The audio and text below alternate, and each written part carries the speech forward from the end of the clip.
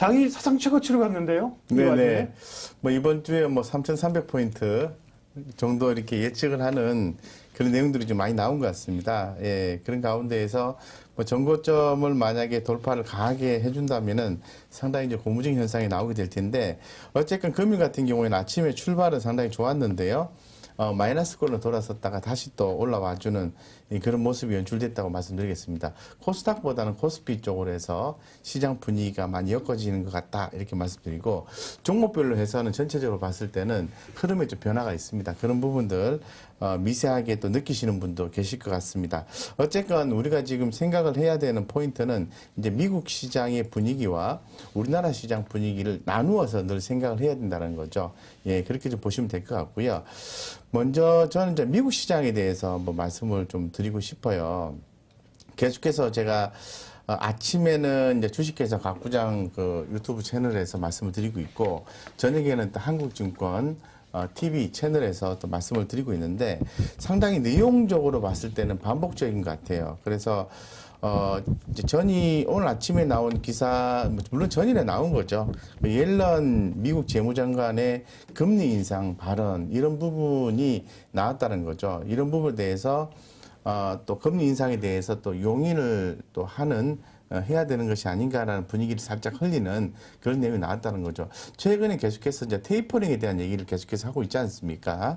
그래서 지금 뭐 현재까지는 뭐 그 정도는 아니다라고 얘기하면서 서서히 또 이렇게 엔진업을 시키는 듯한 느낌이 든다라고 말씀을 전해드리고 있고, 주변에서 아직은 아니다라고 하지만은 우리 이제 구독자님들은 현상적으로 봤을 때는 그대로 수용을 해야 된다, 테이퍼링 한다, 이렇게 주로 할 가능성이 높다라는 식으로 해서 언젠가는 시장에 변동 요인을 강하게 줄 수도 있다라고 생각하시면서 대응하십사고 말씀을 드리고 있습니다. 어쨌건 지금 그 그러니까 변동성은 좀 있을 수 있다, 여전히? 물론이죠. 네. 이제 변동성이 본격적으로 한 4분기 정도 금리 인상에 대한 가능성을 얘기를 하고 있잖아요. 그래서 오면 단기적으로 또 변동성을 줄 수 있는 거죠. 근데 네. 잘 아시는 것처럼 뭐 과거 이론적으로 보면 이제 금리 인상하면 주가 떨어진다 보는데 그렇지는 않습니다.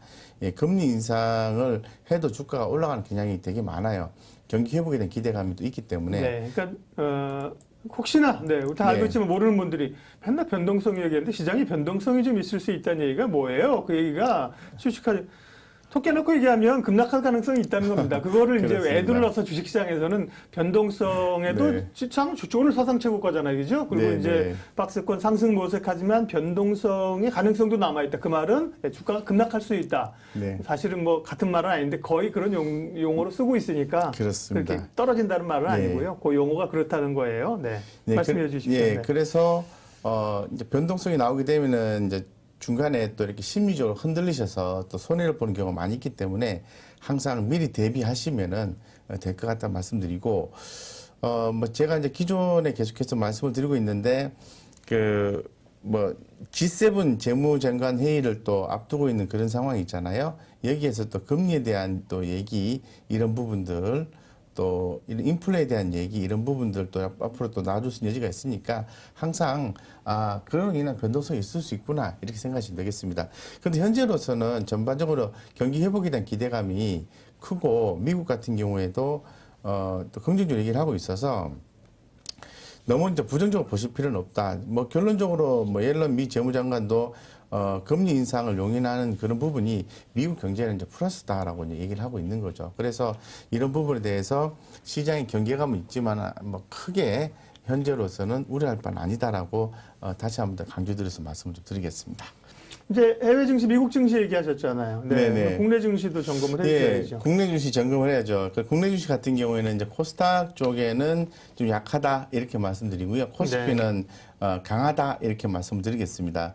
그렇게 이유가 최근에 기존에 이제 예상을 했던 바처럼 이제 하반기가 다가오면서 자동차 섹터와 이제 반도체 섹터에 대한 관심이 높아지면서 또 외국인의 귀환, 이런 부분이 있는 거죠.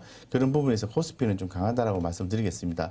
어쨌건 이번 주 같은 경우에는 시장이 아무래도 3,300포인트까지 가기 위한 전제 조건이 좀 몇 가지가 있어요. 그래서 그걸 좀 살펴보면은 먼저 뭐 삼성전자 같은 경우에도 오늘 조금 뭐 플러스 됐다가 좀 마이너스 됐다가 이렇게 반복이 끝났는데 지금 어떻게 끝났나요? 한번 좀 보겠습니다. 네. 삼성전자. 네. 거의 보합이었을걸요? 네. 저도 아까 조금 밀렸나요? 네.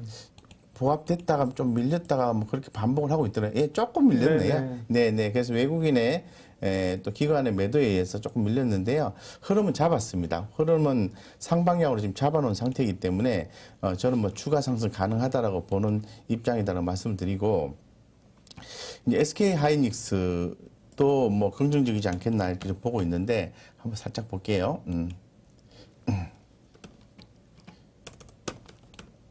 네, SK 하이닉스 같은 경우에도 예, 딱 보합이네요. 흐름은 잡은 상태예요. 예, 어쨌건 이런 어떤 삼성전자 외 그 반도체 쪽에 예, 성장 사이클 회복 기대감이 있는 상태잖아요. 이런 부분에 대해서 기대감이 커지고 추후에 삼성전자가 지금 흐름이 살아 있는데 올라가 주면은 3,300포인트 돌파 가능하다고 말씀드리고. 그렇죠. 삼전이 땡기면 사실은 3,300 네. 가는 건 별로 어렵죠. 50포인트인데, 그죠? 네, 삼전이 그렇습니다. 가면 뭐 지수는 갈 수 있어요. 근데 네. 삼전 가서 지수 간다고 행복하는 건 아니지만 어쨌든 간에 지수는 그렇게 네. 삼전 가면 사실 3,300 가죠. 네. 예, 그렇죠. 이제 삼성전자가 이제 반도체 성장 사이클로 인해서 강하게 올라가 주면 네. 관련된 종목들을 보셔야 되겠죠. 뭐 테크윈도 보셔야 되고, 뭐 한미 반도체도 보셔야 되고, DB학도 보셔야 되고, 그런 종목 쪽으로 돈을 좀 몰아가셔야 되겠죠. 그리고 또 현대 기아차의 그 평균 판매 가격 상승 이런 내용이 좀 나와 있는데요. 어쨌건 지금 그 미국에서 역대 최대 판매량을 현대차가 기록을 하고 있다고 얘기를 하고 있습니다. 이런 부분들이 시장에 계속해서 반영이 되면은 제가 볼 때는 삼성전자 올라가고 현대차 올라가면은 3,300 돌파 이렇게 되는 거죠. 그 다음에 네이버 카카오는 기본적으로 계속해서 이제 보셔야 된다고 말씀을 좀 드리고 있어요.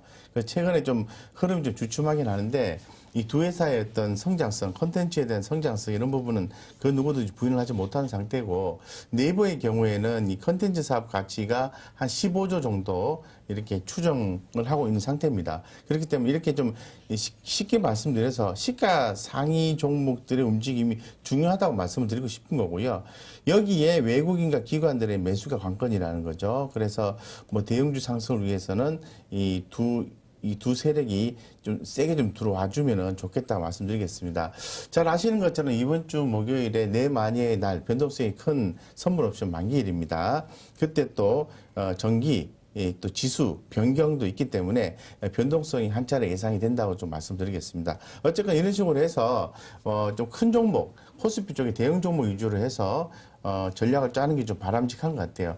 이런 식의 움직임이 긍정적으로 예상이 되고 주가는 한 단계 내외로 될 수 있고, 만약에 정고점을 돌파를 하면은 조금 더 세게 올라갈 수 있는 여지는 충분히 있기 때문에 긍정적으로 보십사하고 좀 말씀을 드리겠습니다. 그래서 오늘 뭐 지난주 목요일부터 제가 계속해서 느끼고 있다라고 말씀을 드리고 있는데, 수익이 나는, 이게 가격 상승이 올라가는 종목 쪽으로 돈이 많이 몰리면서 슈팅이 나와주긴 하는데요. 그 반대로 종목이 이렇게 빠지는 그동안에 좀 상승을 좀 마무리를 단기적으로 하는 그런 패턴들이 많이 나와주고 있기 때문에, 포트폴리오로 계좌를 운영하시는 분들은, 계좌가 많이 깨지지는 않는데, 오히려 올라가는 종목에 비해서 내려가는 종목, 내려가는 종목의 변동성이 더 큰 걸 좀 느끼는 구간이다라고 말씀을 드리겠습니다. 따라서 수익이 좀 나서 좀 챙긴 경우에는 종목을 빨리 이렇게 또 사서 포트폴리오를 편입하기보다는 현금을 조금 들고 있고 찬찬히 포트폴리오를 변경시키는, 현금 확보하고 좀 쉬었다가 종목을 신중하게 보고 또 편입시키고 이런 식으로 하시라는 거죠. 그렇게 좀 하십사고 말씀드리겠습니다.